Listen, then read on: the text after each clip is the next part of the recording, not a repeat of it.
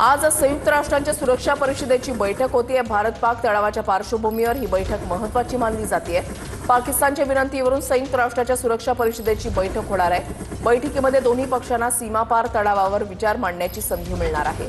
सिंधू पाणी करार स्थगित करण्यावर पाकिस्तान चर्चा करण्याची शक्यता आहे। भारताची पावलं अफगाणिस्ताननं सुद्धा ओळखली की काय अशी चर्चा आता रंगली आहे। भारताकडून शांततेमध्ये आपल्या शत्रूंना संपवण्याचा प्रयत्न होतोय असं म्हटलंय अमरुल्ला सालेह यांनी। अफगाणिस्तानचे माजी राष्ट्रपती अमरुल्ला सालेह यांची ही प्रतिक्रिया आहे। भारताकडून शत्रूंना संपवण्यासाठी इलेक्ट्रिक खुर्चीच्या ऐवजी लांब दोरीचा वापर केला जातोय असं अमरुल्ला सालेह यांनी म्हटलेलं आहे। अमरुल्ला सालेह यांचे ट्विट आहे। त्यांनी असं म्हटलेलं आहे की असं वाटतंय भारतानं आपल्या शत्रूंना संपवण्यासाठी इलेक्ट्रिक खुर्ची वापरण्याच्या ऐवजी त्यांच्या गळ्यामध्ये खूप लांब दोरी बांधली आहे।